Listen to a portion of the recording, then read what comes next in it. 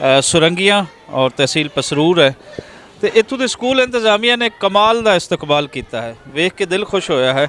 यकीनन तुसीं ये वीडियोज़ भी देखोगे, लेकिन नाल एक जिहड़ा होर उन्होंने ऐड किया है वो सुन के होर खुशी होंदी है कि उन्होंने कौडी का मैच भी एक जिहड़ा ना बच्चों का रख दिता है। हुण पंजाब दीयां खेडां का जिक्र जिथे भी होंदा है उत्थे साड़ियां खेडां दे विच कौडी है, गोला है, तो इन्हां ने जनाबे अली इंज मिनट ला के तो पूरी टीम तैयार करती।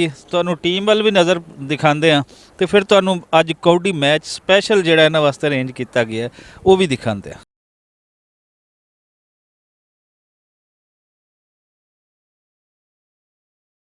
मेरी क्लास है 8। पंजाबी च बेटा पंजाबी च बोलो। बस खाली ना तो क्लास दसी। फिरोज की नाम अंग्रेजी। हाँ भाई की नाम पुत्र? फिरोज की नाम। हाँ जी शेरा। क्या बात। भट्टो साहब ग्रेट पंजाबी प्रचार हाँ जी मुंडिया। फिरोज के हाँ जी मोहम्मद। मैं इथों दा ही हाँ सरंगियां दा। लो जी हुण दिखाओ मैच।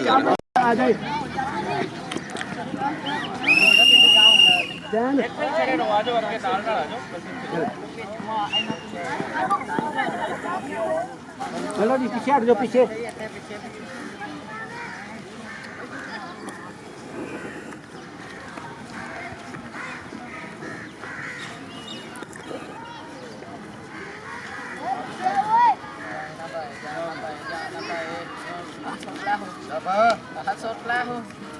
शाबाश शाबाश।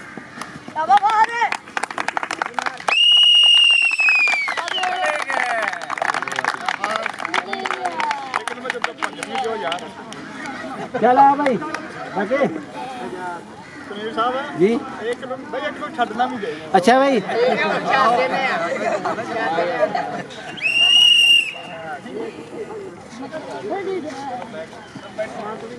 मैं ना थोड़ा पीछे हो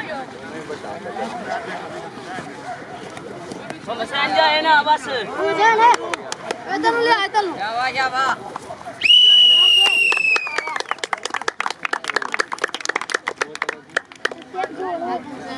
नहीं नहीं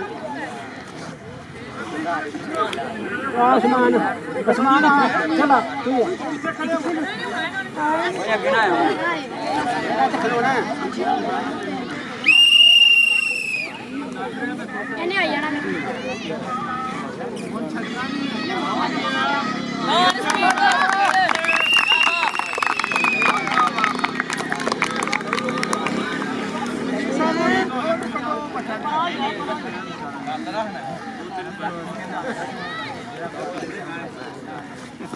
पीछे पट्टी खड़े हो वहाँ। खोल खोल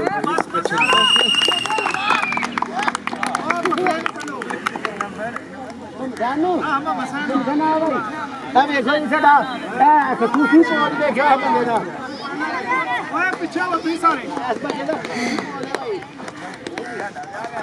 पीछे नहीं भाई ओए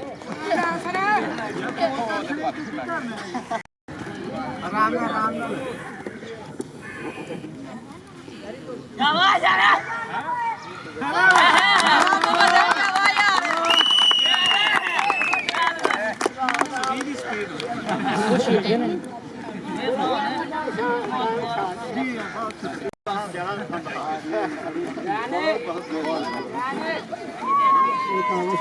हाँ नहीं नहीं ना खेडा ना बच्चों को बड़ा अच्छा कल्चर पेश किया जी जी बहुत अच्छा। पंजाब का असल कल्चर यही है ही है ना मर्दाना खेल है। शुक्रिया बच्चे।